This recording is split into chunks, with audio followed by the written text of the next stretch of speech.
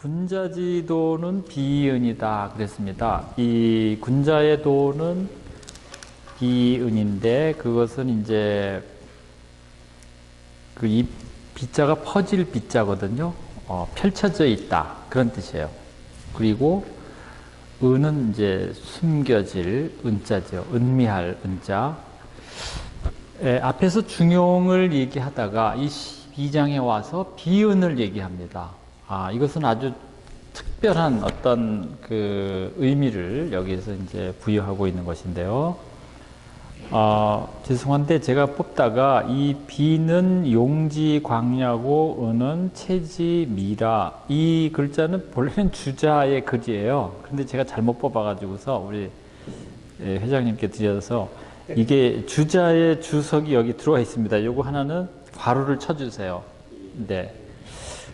그래서 주자가 이 비는 쓰임이 넓은 것이고 은은 체가 음미한 것이다. 그래서 이것이 주자는 이것을 체용론으로 본 거예요. 체용론. 그러니까 본래 그 체용이라는 것은 어떻게 보면은 본체와 현상이라고 볼 수 있는 것이죠.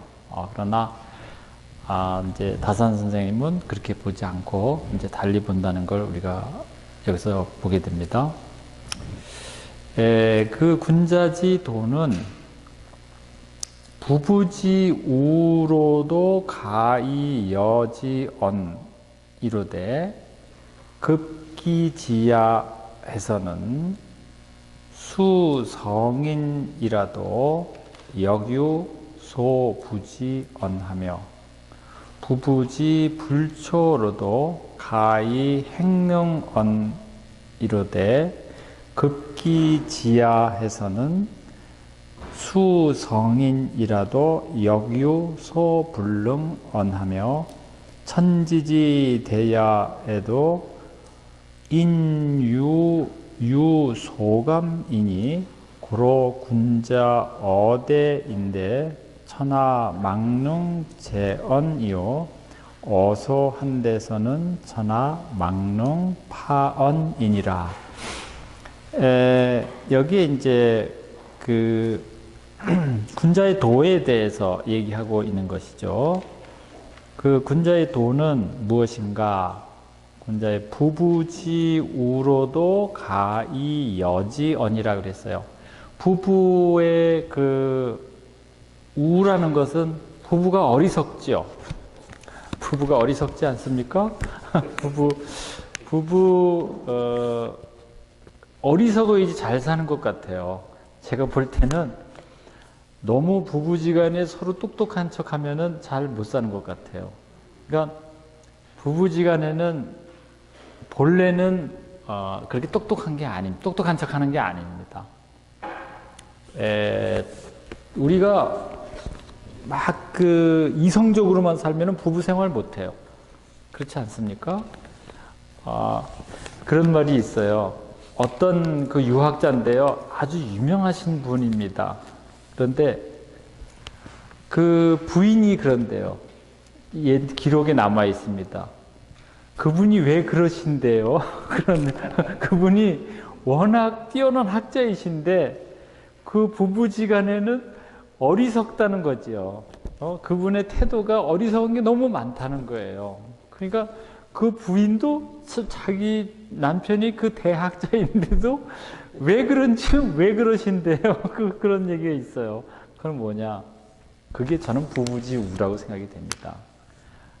그런 부부지우라도 가히 이 군자의 도는 가히 여지 함께 더불어서 알 수 있는 것이다. 그 말이죠.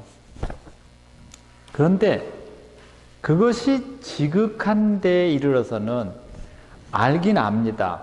알긴 아는데 지극한 데에 이르러서는 비록 성인이라도 알지 못하는 바가 있다는 거예요. 그 지극한 바, 군자의 도가 이러이러한 것이다. 우리가 보통은 알지만 지극한 것에 이르러서는 알지 못하는 바가 있는 것이다. 그 알지 못하는 바를 지금 설명하는 것이죠. 그게 바로 뭡니까? 비이은이라는 것이죠. 비이은. 이것이 또 그랬어요. 부부지 불초로도 부부의 그 불초라는 것은 닮지 못한 것. 그러니까 여기서 보통 뭐 불초소생이라는 말을 쓰듯이 부모님을 닮지 못한 것. 본래 그분들이 해야 될 그러한 어떤 모습을 갖추지 못한 것이죠. 부부의 위에서 우라고 얘기한 것과 같은 말입니다. 부부지 불초라도 가히 능행언이지만 가히 행할 수 있어요. 부부가 그렇게 아주 뭐 명민하지 못하지만 그래도 어느 정도 행할 수는 있죠. 그런데 그 지극한 데에 이르러서는 비록 성인이라도 역유소 불능언이다 그랬어요. 역시 다 행하지 못하는 바가 있다 그 말이죠. 성인도 행하지 못하는 바가 있다는 것입니다. 그건 뭐예요? 우리 행위, 어떤 행위가 완전히 이것이야말로 완성된 행위다라고 얘기할 수 없다는 것이죠. 성인도 그렇다는 거예요. 천지지 대야, 천지 하늘과 땅이 큰 것을 가지고서 사람에게 오히려 유소감이라 그랬어요. 사람에게도 오히려 유감된 바가 있다 그 말이죠. 하늘과 땅이 아주 크지만 사람들에게 유감된 바가 있다. 이 말 어떻게 생각되십니까? 뭐 하늘이 천지 이것은 이제 자연을 얘기하는 것입니다. 하늘이 다 크지만 인간의 어떤 가치 판단에 따르면은 유감된 바가 있죠. 최근에 우리 지진이 일어나지 않았습니까? 또 뭐 어떤 재해가 일어난다 그러면은 사람들이 다 거기에 유감을 갖지요. 아, 어째 하늘이 이럴까? 천지가 이럴까? 이런 유감된 바가 있습니다. 그것은 우리가 알지 못하는 바죠. 그 원인을 알지 못하는 바고, 또 군자어대, 군자의 말이, 군자가 여기는 뭐 두 가지 해석이 있을 수가 있는데요. 군자어대라는 것은 군자가 큰 것을 말할 때는 천하망능재언이다. 천하가 그것을 능히 다 실어내지 못한다 그 말이죠. 군자가, 그리고 또 군자가 작은 것을 말하는 데 있어서는 천하가 망능파언이다. 천하가 그것을 더 쪼갤 수가 없는 것이다. 그것이 바로 비은을 얘기하는 것이죠. 비은. 이 글은 상당히 모순된 얘기를 하고 있는 것입니다. 인간의 인식의 범주를 넘어서는 일들이 우리 삶에 너무나 많이 있다는 것이에요. 그것을 비와 은으로서 표현해냈는데요.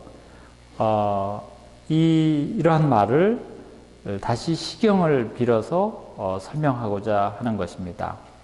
시운의 시운 연비여천 어약우연이라 그랬어요.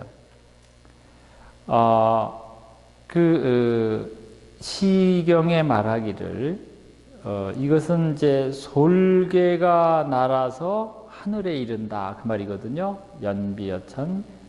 그 다음에 어약우연이라 그랬어요. 고기가 연못에서 뛰논다 그 말입니다. 이것은 그 말은 언기상하찰이다. 도가 사실은 비이은이 상하에 드러나는 것을 얘기하는 것이다. 이것은 아주 은연중에 아주 비유로서 설명한 것이죠. 연비여천.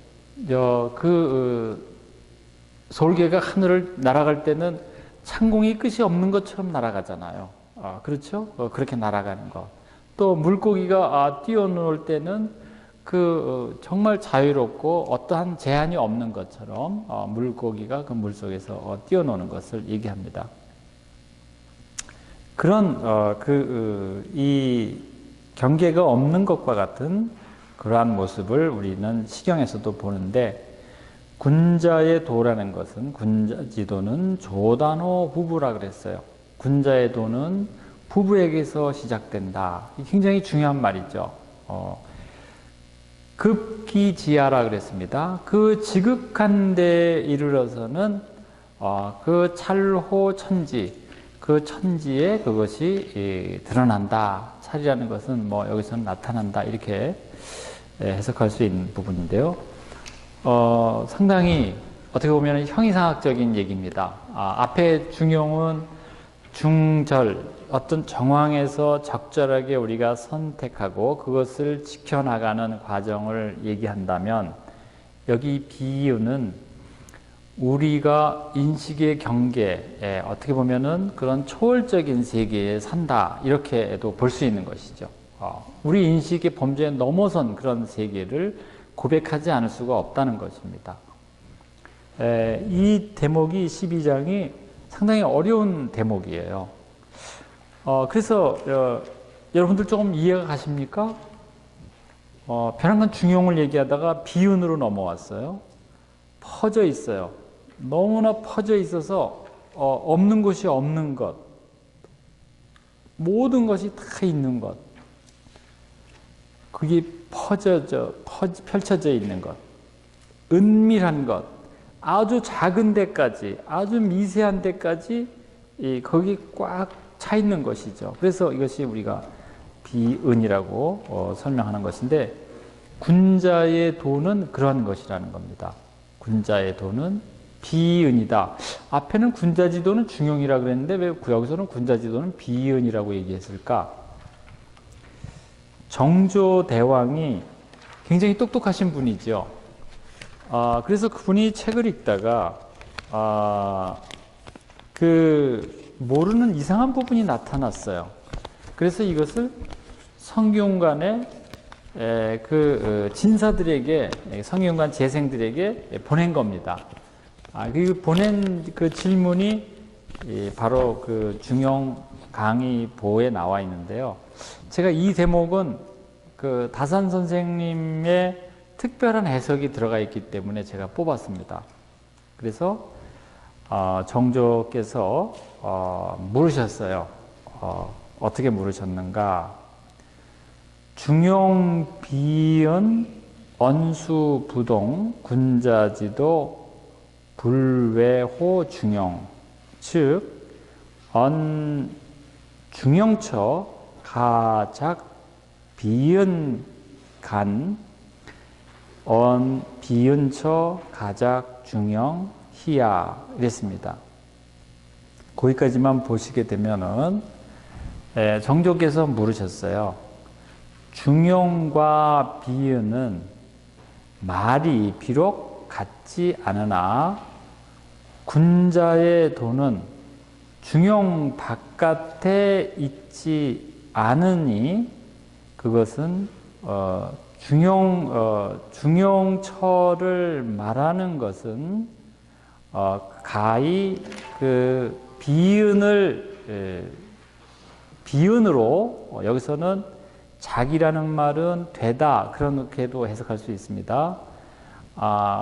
비은으로 볼 수 있으니 또 비은을 말하는 곳은 가작 중용 같냐 그랬습니다.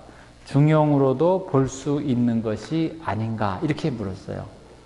그러니까 정조의 질문은 무엇인가 하면은 중용과 비은이 말은 다르지만 결국은 같은 것을 얘기하는 것이 아니냐, 이렇게 물어보는 것이죠. 만일 중용 자시 일의 비은 자시 일의 이 불가이 강합 위설야, 이렇게 물어봤습니다. 만약 그렇지 않다면, 억이라는 것은 만일 그렇지 않다면, 그렇게 어조사거든요. 중용이 스스로 하나의 뜻이 되고, 비은이 또 스스로 하나의 뜻이 되어서 억지로 그것을 합할 수 없는 것인가? 이렇게 물어봤습니다. 그러니까 하나는 중용과 비은을 같이 보는 것이고 하나는 각각의 뜻이 있어서 이것을 억지로 합해서 보아서는 안 된다. 무엇이냐? 이렇게 물어본 겁니다. 그런데 다산이 여기에 대답을 했어요. 신대왈 비은 이자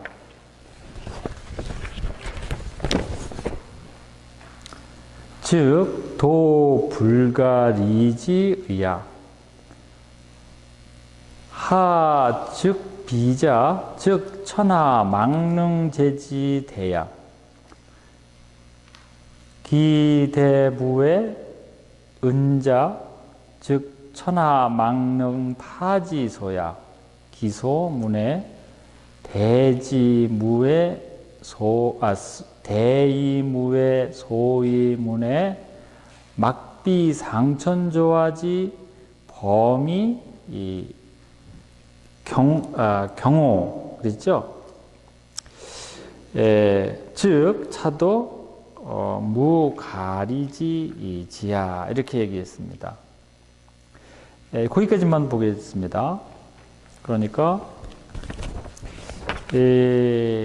신이 대답하기를 비은 두 자는 즉 그 도가 떨어질 수 없다는 뜻이다 그 말이죠. 도가 사람으로부터 떨어질 수 없다.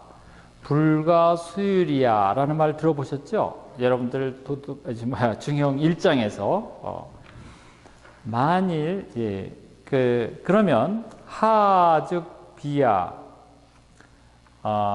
어째서 그러면 어째서 비가 여기에 나왔냐 하면은 즉 천하는 천하가 능히 실을 수 없을 만큼 커서 그 크기가 바깥이 없고 또 이렇게 봐야 됩니다. 하즉 비야라는 것은 비라는 것은 무엇이냐 하면은 바로 이렇게 묻는 것이죠.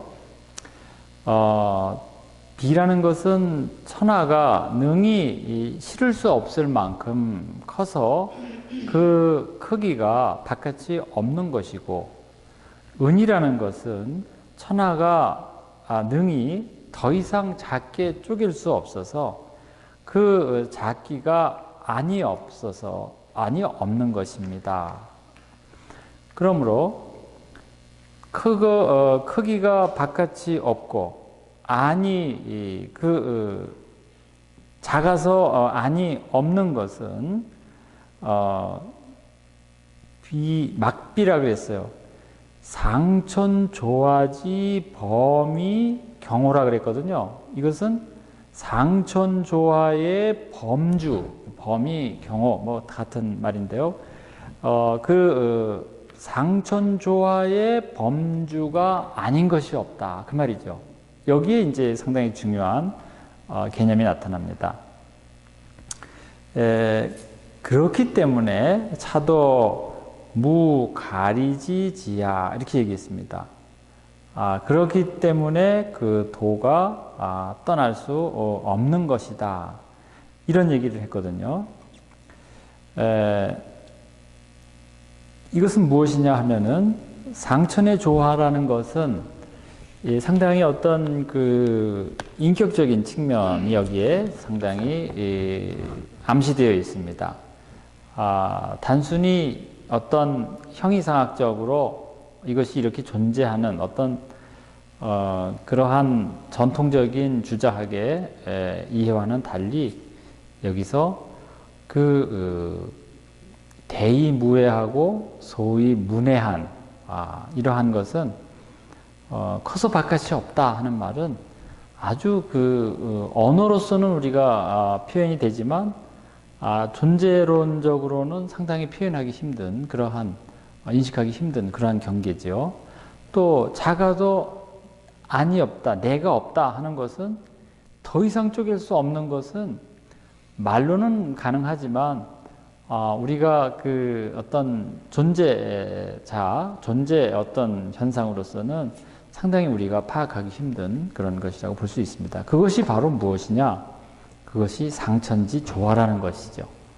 그래서 이 상천지 조화가 상천지 조화의 범위, 그 상천지 조화의 어떤 범주라는 것이 우리의 인식의 한계를 넘어서는 것이다. 그렇기 때문에 그것이 오히려 도를 떠날 수 없다. 우리 인간이 도를 떠날 수 없다는 것이죠. 상당히 그 역설적인데 우리가 그렇게 큰 경계가 없는 도의 범주 안에 있다라는 것입니다. 우리가 그렇게 놓여져 있다는 것이죠. 만약에 어떤 경계가 주어져 있다면 경계를 벗어나는 존재가 있을 수 있지만 경계가 없다면 모든 존재가 그 안에 전부 내포되어 있는 것을 여기서 얘기할 수 있겠습니다. 그러니 하이 명지 어떻게 그것을 밝힐 수 있겠는가? 범주가 범주 수대하라 그랬어요. 이 범위가 수대하고 약 길이 이면혹 유 공극이 있으니 즉 차도 가리야. 경호 수소 약 기 외면혹 유 광재 하니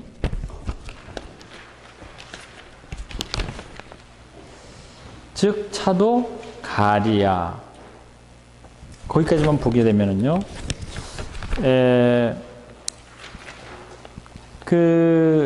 이 범위가 만약에 크다 하여도 만약에 범위가 크다 하여도 만일 그 이면에 혹시 여기서 공극이라는 것은 작은 빈틈을 얘기하는 것이죠. 반틈이 있으면 만일 그것이 있게 되면은 즉 이것은 도를 떠날 수 있다 그 말이죠. 도를 떠날 수 있다. 만약에 간극이 어떤 극이 생기게 되면은 이것은 도를 떠날 수 있는 것이다. 또 범주가 아주 작다 하여도 만일 그 외면에 혹시 광재라 그랬어요. 이것은 이제 빛이 들어갈 틈이거든요. 그러니까 빛이 들어갈 만한 틈이 있게 되면은 이것은 즉 이 역시 이 도를 떠날 수 있는 것이다. 만약에 그 빈틈이 있다면은 도를 떠날 수 있다는 것이죠. 이것은 무슨 말인가? 어떤 경계에 빈틈이 있다 하면은 그 빈틈은 더 이상 이 도가 펼쳐지는 어떤 장이 아니기 때문에 그것은 도를 떠날 수 있다는 것이죠. 이것은 이제 가정을 든 겁니다. 어떠한 어떤 그 경계에서도 이러한 빈틈이 있을 수 없다 하는 것을 여기에서 설명하는 것인데요. 그래서 바깥이 없는 것, 그렇게 큰 것, 그것이야말로 그 도의 경계를 그대로 드러내는 것이다.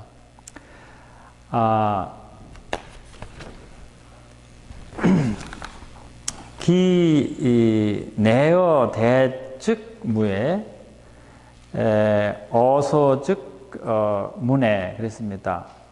그것은 어떻게 큰 것은 그런 경우에 어떻게 그것이 바깥이 없고 큰 것이 바깥이 없고 작은 것이 아니 없다고 말할 수 있겠는가 하는 것입니다. 내어 대즉 무해하고 어소즉 문해라고 말할 수 있겠는가?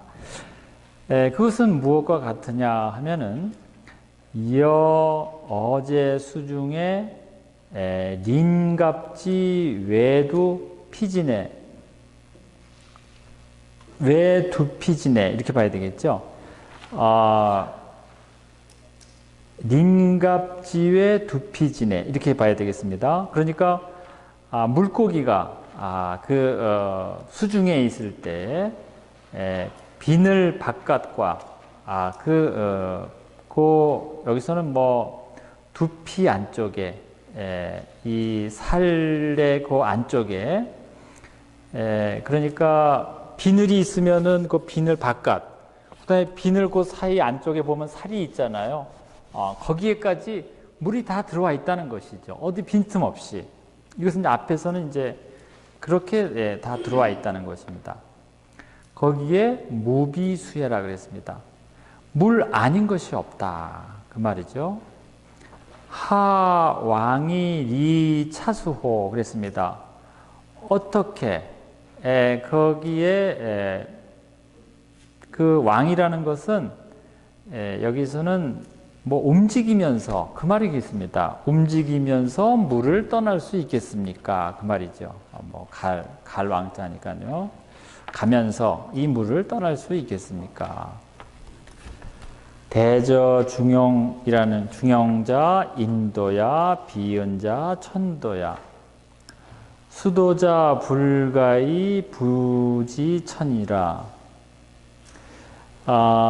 그러므로 인도 그 대저 중용이라는 것은 사람의 도고 비은이라는 것은 하늘의 도인 것입니다. 수도자 가이 불가이 부지천, 불가이 부지천이죠. 돌을 닦는 사람들은 불가이 불지천이죠. 죄송합니다. 그 지천, 그 돌을 닦는 사람들은 하늘을 알지 않을 수가 없다 그 말이죠. 불가이불 지천이죠. 선언중용 이계연 비은 약각 일의 이 기도 즉 무이하라.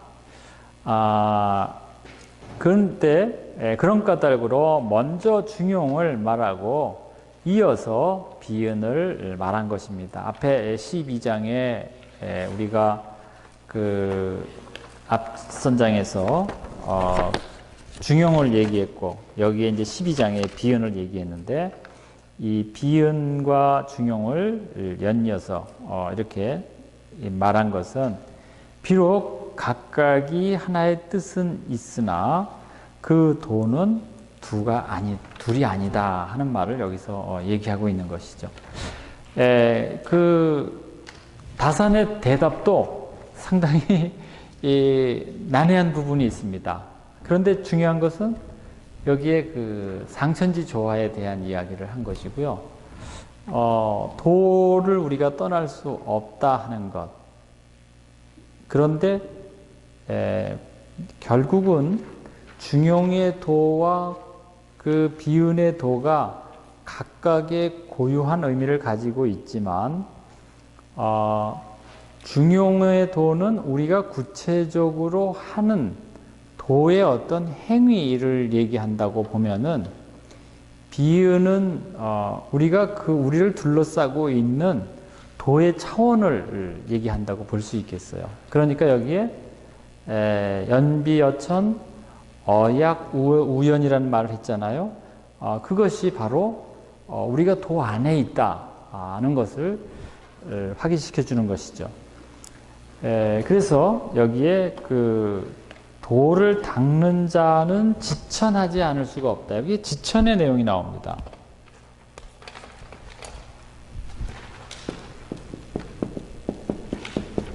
이 지천이 바로 그러한 단순히 하늘을 아는 것이 아니고 이 도의 경지, 도와 관련된 우리가 도를 떠날 수가 없다 하는 것이 이 하늘의 어떤 그 완전한 도의 어떤 영역이라고 볼 수 있는 것이죠.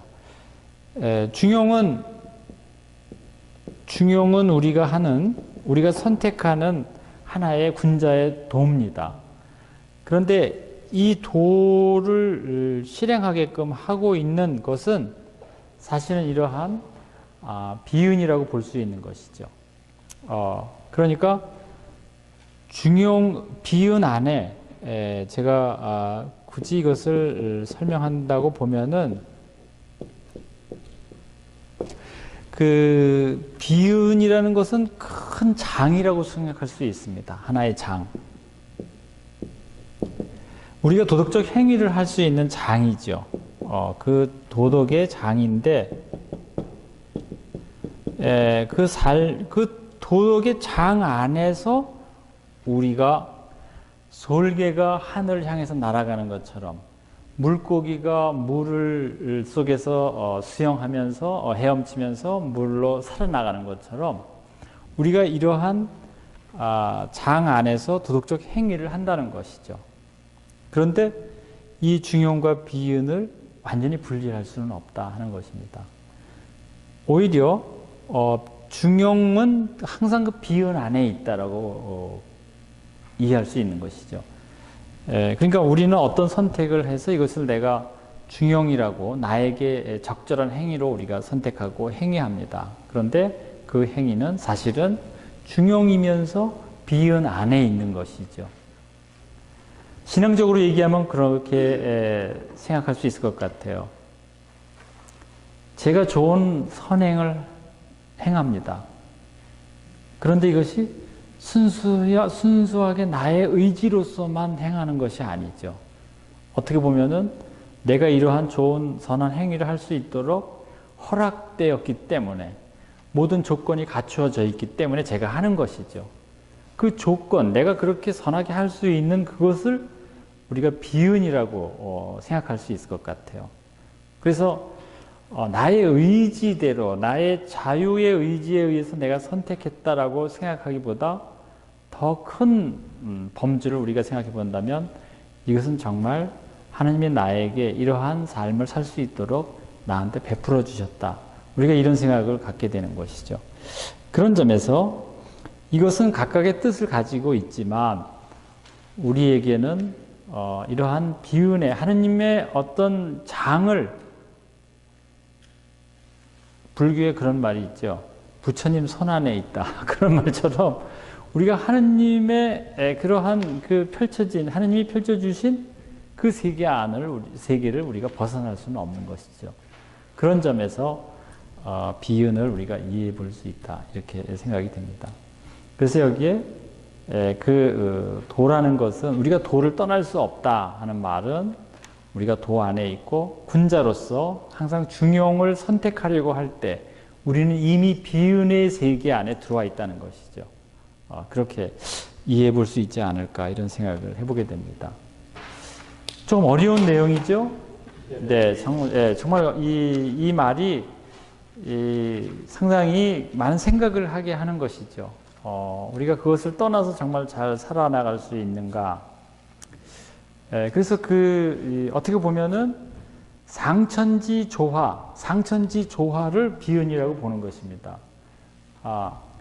제가 아무리 해도 거길 벗어날 수 없는 것이죠. 사실은 선한 일을 하건, 선하지 않은 일을 하건 우리가 그걸 벗어날 수 없는데, 그 점에서 다산의 이 해석은 아주 독창적인 해석이고요.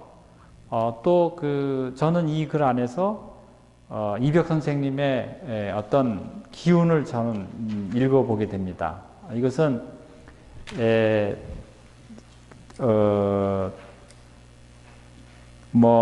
이벽 선생님의 설이다.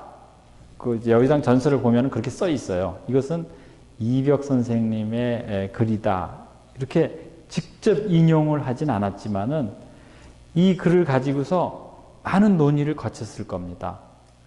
수표교를 오가면서 이게 어떤 뜻인가 같이 논의를 하면서 고민을 많이 했을 것 같아요. 그런데 군자지도는 비은이다 이렇게 얘기했거든요. 그런데 우리가 이걸 풀어보면은 군자의 도는 상천지 조화를 떠날 수가 없다 그 말입니다. 그런데 그때 이 상천지 조화는 그냥 우리 삶에 우리가 그 처해져 있는 우리가 살아가는 어떤 삶의 단순한 장이 아니죠. 뭐 이기가 펼쳐져 있는 그런 장이라고 볼 수 없는 것이죠. 그래서 상당히 이 형이상학적이면서 우리의 초월, 우리 인식의 단계를 넘어서는 그러한 장으로 상당히 그 종교적인 의미들을 많이 여기서 표현하고 있다고 보겠습니다. 그러한 이제 12장의 내용을 우리가 한번 보고 13장의 몇몇 그 본문 내용을 조금 살펴보면 될 것 같습니다. 자왈 도불원인하니 인지위도이 원지면 불가이위 도라 그랬습니다. 공자께서 말씀하시기를 도가 그 사람에게서 멀리 있는 것이 아니니 지금 그 비윤하고도 상당히 가까운 얘기죠. 도라는 것은 사람에게서 멀리 있는 것이 아니니 인지위도 이원인이면은 불가이위도니라 그랬습니다. 사람이 도를 행하면서 다른 사람을 멀리한다면 여기서 항상 인이 나오게 되면은 항상은 아닌데요. 대부분이 이 사람 인자가 나오면 타인을 얘기하는 거예요. 우리가 도를 행한다고 하면서 다른 사람들을 멀리해요. 그렇게 하게 되면은 도를 행할 수가 없는 것이다 하는 것이죠. 왜 그렇겠습니까? 역시 다른 사람도 도 안에 있기 때문에 다른 사람을 멀리하는 것은 우리가 도를 행하는 것이 아니죠. 그래서 도를 행한다는 것은 더불어 행한다는 것을 우리가 생각할 수 있습니다. 시기운의 시경에 그런 말이 있습니다. 벌가 기칙불원이라 그랬어요. 집가이 벌가한데 예의시지하고 유의위원한 고로 군자는 이인치은하다가 개이지야니라 이렇게 얘기했어요. 이 벌가는 사실은 이 벌가가 시경에 나오는 얘기죠. 너무나 멋있는 얘기입니다. 도끼자루를 찍네 도끼자루를 찍어 그 말이에요. 도끼자루를 벤다. 도끼자루를 이렇게 켜는 겁니다. 이게 벌가예요. 멋있죠. 도끼자루를 여러분 옛날에는 도끼자루를 이렇게 켜서 이렇게 도끼자루를 거기다 끼웠거든요. 저 어릴 때만 해도 도끼자루를 집에서 이렇게 보통 나무를 이렇게 했어요. 이렇게 집 가에 축대 같은데 나무가 있으면 가을에 전부 베어가지고서 이제 군불 떼려고 이렇게 했던 기억들이 납니다. 그때 집집마다 도끼가 있는데 도끼자루를 가지고서 도끼로 도끼자루를 켜요. 그때 도끼자루를 켤 때 뭐를 가지고서 그 본이 어디 있습니까? 제 손에 도끼자루의 본이 잡혀져 있잖아요. 이걸 얘기하는 거예요. 그 본을 제가 갖고서 이 도끼자루를 켜는 겁니다. 벌가예요. 그런데 그 기준이 되는 것이 멀리 있지 않다. 어디에 있어요? 내 손 안에 있잖아요. 제가 잡고 있잖아요. 그 집가이 벌가, 그 도끼자루를 짚고서 도끼자루를 켠다 그 말이죠. 그럴 때 예의시지하고 예의시지라는 것은 뭐예요? 사실은 이것을 내가 이것을 견눈질하고서 이것을 견눈질을 하면서 내가 이것을 켜는 것이죠. 그렇지 않겠습니까?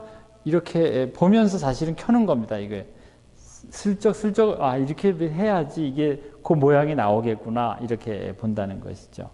그런데 오히려 사람들은 그것을 멀리 있는 것처럼 여긴다 그 말이죠. 그런 까닭으로 군자는 사람으로서 사람을 다스린다 그 말이에요. 가까이 있는 사람으로서 사람을 다스린다는 것이죠. 그리고 그 사람이 고치면 그만둔다는 것입니다. 누구를 다스릴 때 왜냐하면은 우리가 도끼자루를 켤 때도 멀리 기준이 있지 않다는 거예요. 자녀들을 교육시킬 때도 자녀가 그 기준이 되는 사람이 멀리 있지 않죠. 바로 가까이 있는 사람들을 통해서 우리가 예를 들어서 설명하죠. 저도 자녀가 둘이 있는데요. 예 좋은 점을 가지고 예를 얘기하고요. 예 좋은 점을 가지고 얘기할 수가 있어요. 그런데 다른 집 아이를 예를 들면 별로 좋아하지 않습니다. 아이들은. 그런데 자기 형제의 좋은 장단점들을 서로가 잘 아니까 그런 설명을 할 수 있는 것 같아요. 그것은 바로 도가 우리 사람에게서 멀리 떨어져 있지 않다는 것을 잘 설명해 주는 것이죠. 충서위도 불언하니 시적이 이 불언을 역물시어인이라 그랬습니다. 충서는 그 도로부터 멀리 떨어져 있지 않다 이런 얘기인데요. 자기에게서 자기에게 시여기라 그랬어요. 내아에게 베풀어서 그것을 내가 원치 않으면은 역물시어인 이것은 충서를 얘기하는 것이죠. 물시어인이라는 것은 기소불욕 물시어인 그것을 여기 얘기하는 것입니다. 충서라는 것은 바로 도를 얘기하는 것인데요.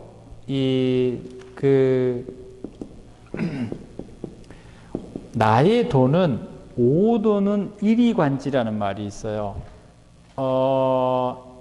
하나로서 꿰뚫었다. 하나 일이관지라 그랬어요. 하나로서 꿰뚫었다. 오도는 일이관지. 그런데 그것이 뭐냐? 충서일 따름이다. 이렇게 얘기했어요. 논어에 나오는 말인데요. 그러니까 제자들이 잘 몰랐어요. 오도는 일이관지인데 오로지 충서일 따름이다. 그러니까 충서가 뭐지? 그러니까 옆에 있던 다른 제자가 자한가요? 그것은 기소불욕이면은 물시어인이다. 이렇게 얘기를 해줬어요. 내가 원치 않는 것을 남에게 하지 말아라. 그 말입니다. 즉, 여기에서 나에게 시적이에요. 나에게 한번 해보아서 나에게 좋은 것 같으면은 상대방이도 요구하지만 나에게 해보아서 내가 별로 좋아하지 않으면 하지 않는다는 것이죠. 다른 사람에게도 시키지 않는다는 말입니다.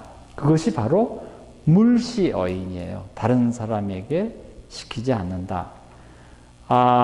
그렇기 때문에 충서는 도로부터 멀리 있지 않다. 바로 이 말이죠. 그 충서가 바로 공자께서 가르친 도를 그대로 얘기한 것입니다.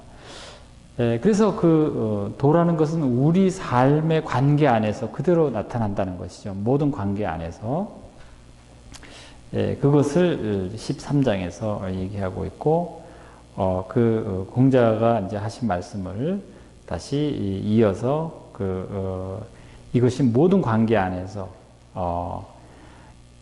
아버지와의 아버지를 섬기는 데 있어서 또 임금을 섬기는 데 있어서 또 그 형제지간에 또 부모지간에 이러한 것들이 다 여기에서 나타난다. 이것이 바로 13장에 나오는 도 불원인에 대한 설명이라고 말씀드릴 수 있겠습니다. 네, 다음 시간에 오늘은 여기까지만 말씀드리고요. 다음 시간에 또 우리 13장에서부터 다시 그 내용을 풀어서 한번 보도록 하겠습니다. 네, 경청해 주셔서 감사합니다. 그들이 큰 박수 부탁드립니다.